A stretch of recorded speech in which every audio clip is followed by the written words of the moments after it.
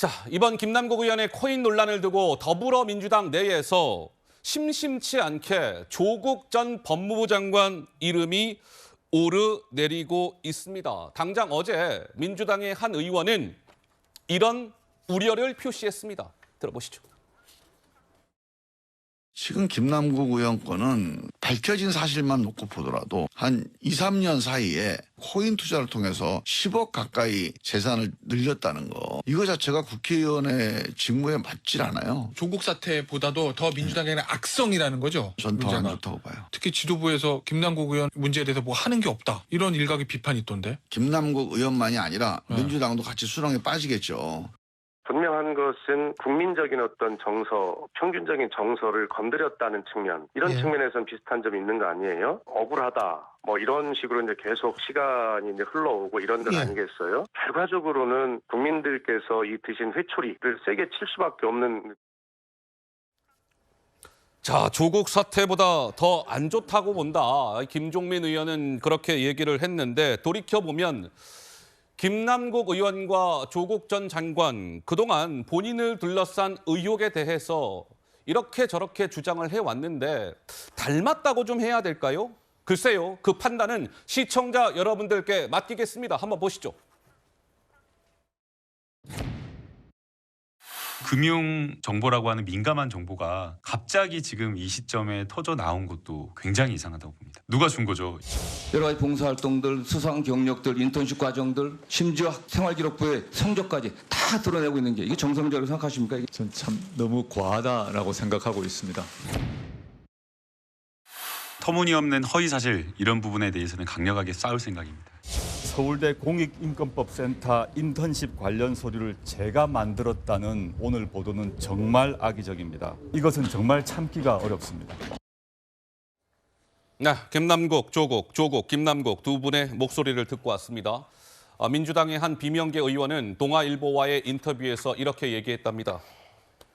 민주당이 조국의 강을 간신히 건넜더니 김남국, 남국의 바다에 다 빠져 죽게 생겼다. 이승훈 변호사님, 지금 민주당에 몸담고 계신데요. 실제로 저런 우려가 나오고 있습니까? 어떻습니까?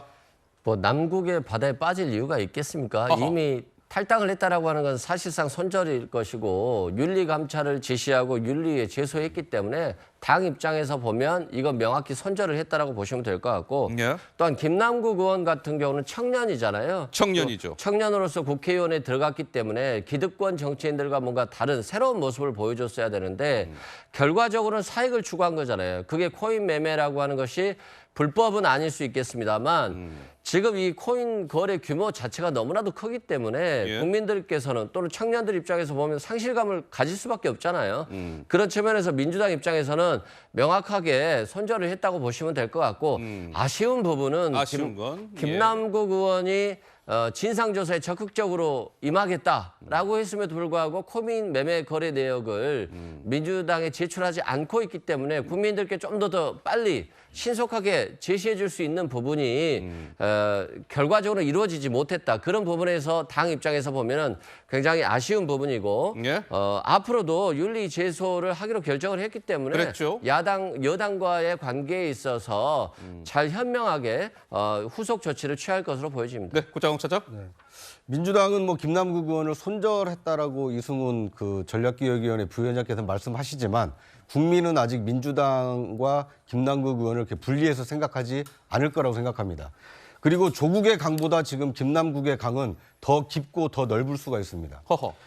이 조국과의 강이 그 국민들에게 어떤 영향을 끼쳤습니까? 문재인 정부 출범을 다 정면으로 부정한 거 아닙니까? 문재인 대통령 취임할 때 뭐라고 했습니까? 기회는 공정할 것이고 과정은 민주적일 것이며 결과는 정의로울 것이라고 취임사에서 말씀하시고 출범한 문재인 정부에서 조국 사태 때 어떤 일이 있었습니까? 국민들이 물었습니다. 입시 기회는 과연 공정합니까? 입시 과정은 민주적이었습니까? 입시 결과는 정의로웠습니까? 그거에 대해서 조국 장관 또는 조국 장관을 임명한 문재인 대통령 사과했습니까? 사과하지 않았거든요. 지금 김남국 의원에게 국민이 묻고 있는 것은 그겁니다. 가상화폐에 투자할 수 있습니다. 그런데 그 가상화폐 투자 기회가 과연 공정했느냐? 투자 과정이 민주적이고 투명했느냐? 네. 그리고 그 투자 결과가 과연 정의로운가? 지금 국민이 김남국 의원과 김남국 의원을 함께 공천을 줬던 민주당에게 지금 묻고 있는 것이고요. 또 그 김남국 의원이 지난 대선 때 어떤 역할을 했습니까? 지금 당대표를 맡고 있는 이재명 대표의 수행실장으로 가장 가까이에서 모셨던 사람입니다.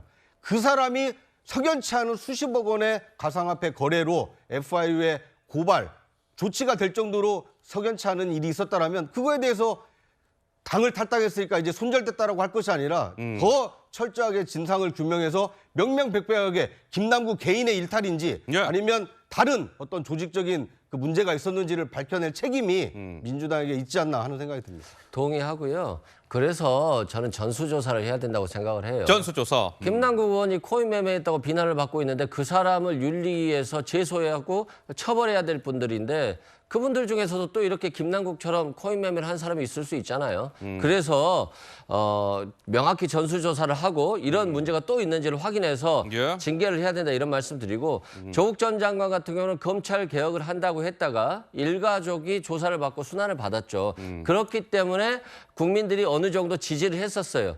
그런데 유죄 판결을 받았기 때문에 예. 더 이상 조국 전 장관을 어떻게 옹호할 수 없는 부분이지 않겠어요? 마찬가지로 윤석열 대통령도 공정과 상식으로 나왔기 때문에 자신의 가족 또는 부인의 어떤 수익 계좌 이런 것들도 좀 공개를 같이 해서 우리 문재인 정권이 정권을 연장시키지 못했듯이 예. 윤석열 정부도 공정과 상식을 제대로 보여줬으면 하는 바람입니다. 자, 뭐 각자 우리 구자홍 차장, 이승원 변호사 말씀을 들으시면서 우리 시청자 여러분들께서도 다 판단들을 하셨을 거라고 생각을 하고요.